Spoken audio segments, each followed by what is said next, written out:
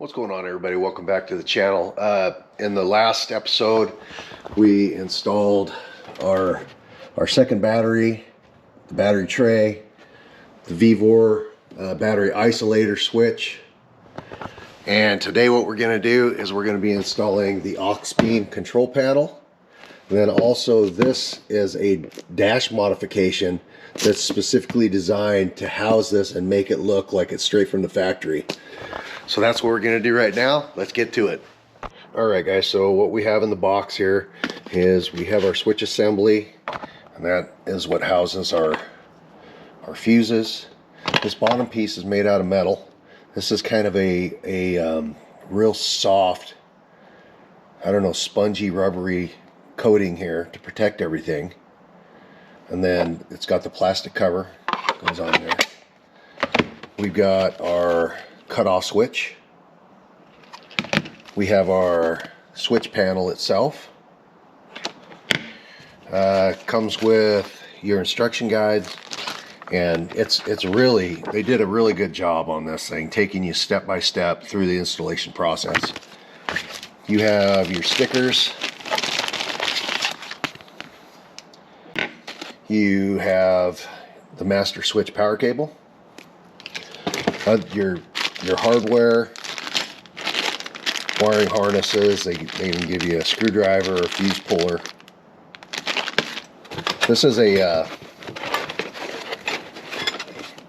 so they gave you a mounting bracket, which we won't be using. I didn't use the last one either.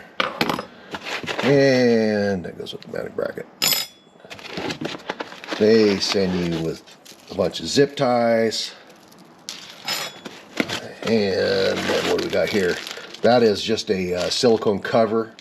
It would go on your display. We don't need that. Don't need to worry about that. I think that makes it waterproof if you're going to have that like on your razor or whatever. And then under here we have our big power, our big positive and negative cables. So this will route into through the firewall of the truck, and it'll plug into that, and then this plugs into the system here. And I'll show you all that as I go along. Next up, from oepanels.com, we have something that I'm super excited about.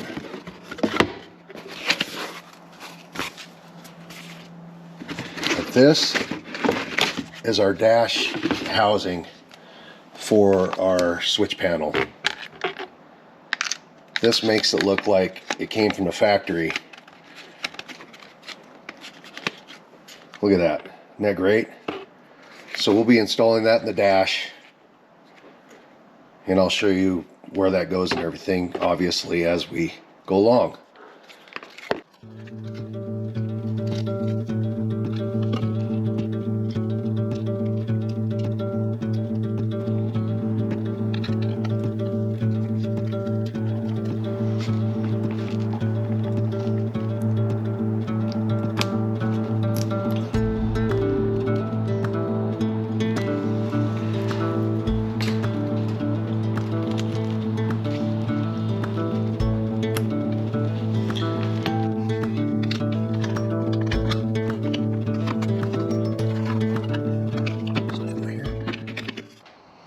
Alright guys, so this is what I did as far as my mounting for this Auxbeam switch panel. So I've got the switch assembly here, and I've got the circuit breaker here. I mounted them with some T-bolts, and then I used some of this Loctite marine grade waterproof sealant.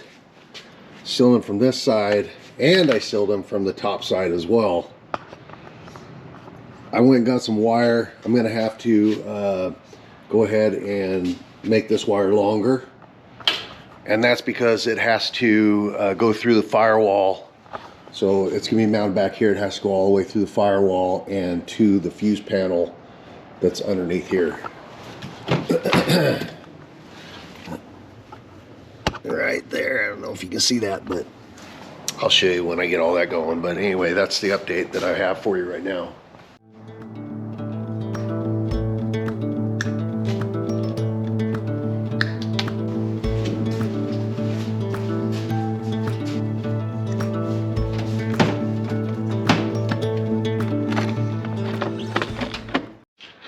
So the wire that needs to go through the firewall and plug into the fuse panel by the driver's left leg, I don't know how much extra line I'm going to need. I just know that what I have is too short. So I'm just going to put like an extra 3 foot on this thing, and then I can pare it down to whatever I need. I can clip it down to whatever length that I need. I just want to make sure that I've got a little more than enough, you know, because too much is way better than not enough. So that's what I'm going to do right now. I'm going to get an extension built on this thing, and then we're going to run it through the firewall.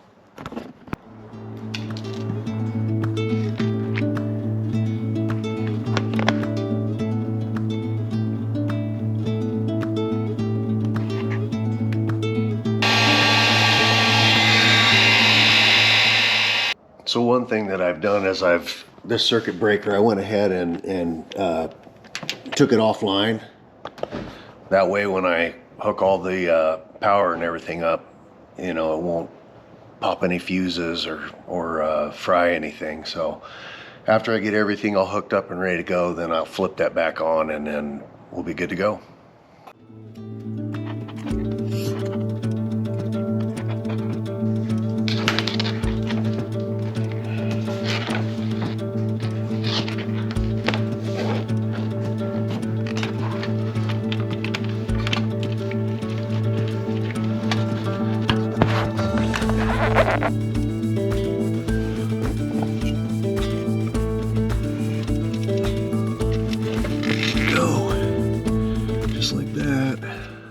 Okay, now that I've pulled it through, I'm going to go ahead and separate these.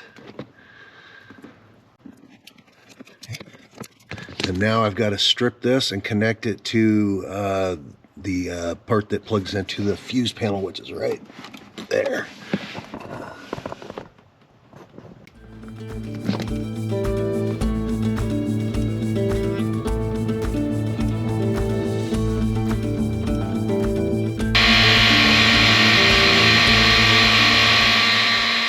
Alright guys, what we're going to do is we're going to go ahead and remove this and get ready to replace it with the OE panel.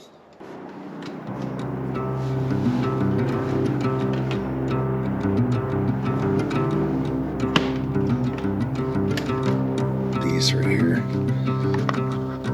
I already started on this one.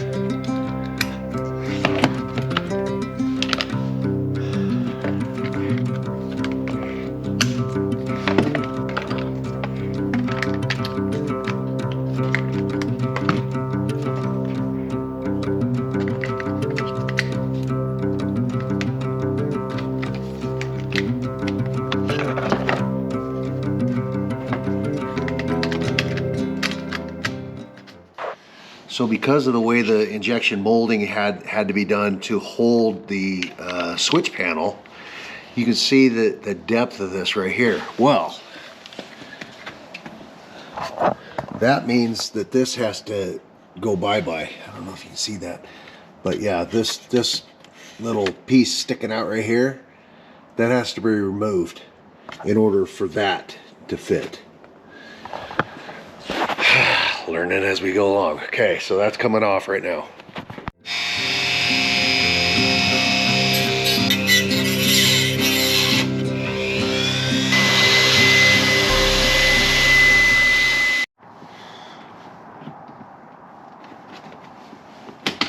There we go.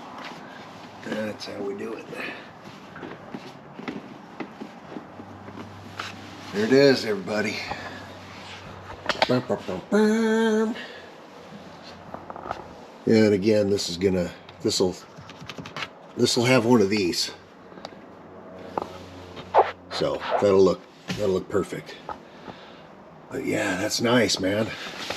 Get the truck here.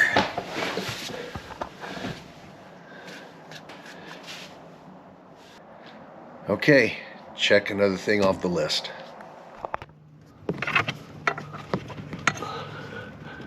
It's all by feel. I can't see anything.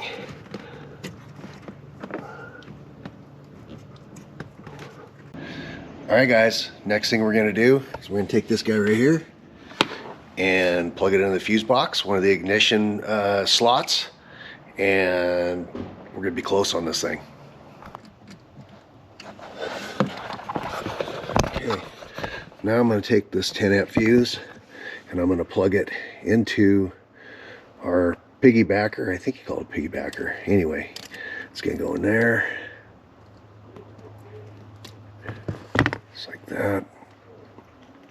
And now this guy is going to replace that 10 amp fuse.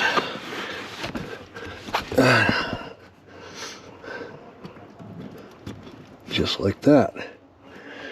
Okay, and I want that. Make sure that all goes on that side of that brake pedal.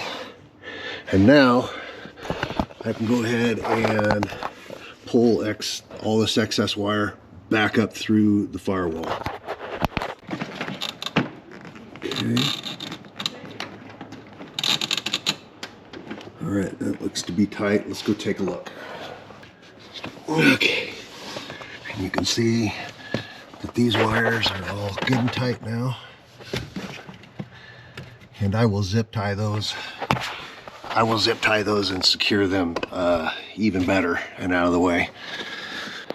All right, I'm gonna bundle up this rat nest of cords. We still have to hook up the negative to this spot right here. And also, this is the cord that they gave me because I think most people probably just hooked this up to their starter battery. I needed a cord much longer than that, so last night off camera I went ahead and I built this so that we can run that over to our house battery. And so we got to get those hooked up, got to get it all bundled up, and then we got to test it to see if it works.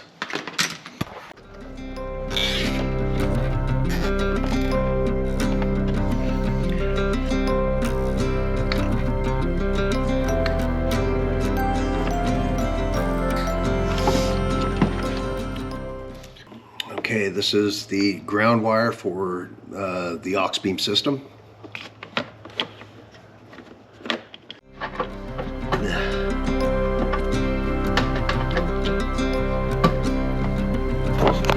Go. Not looking too shabby. Okay, now we got to run our positive all the way over to the positive of that battery right there.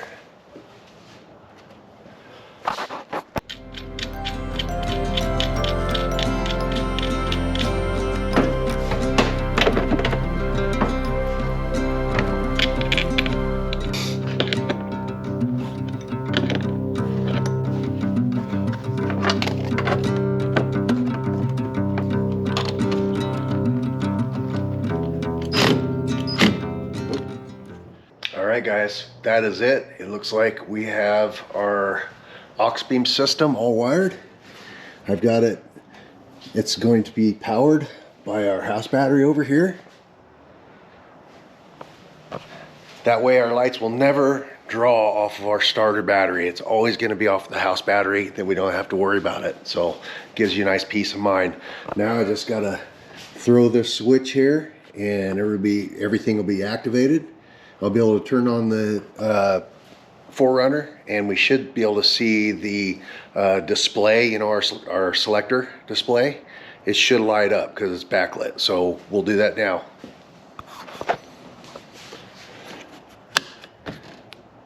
We are live. There we go.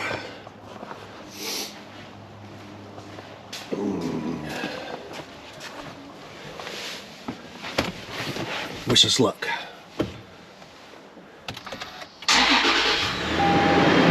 Bingo bango, baby. Victory is ours. Woohoo! That's how we roll. All right. Next project, some ditch lights by Rigid.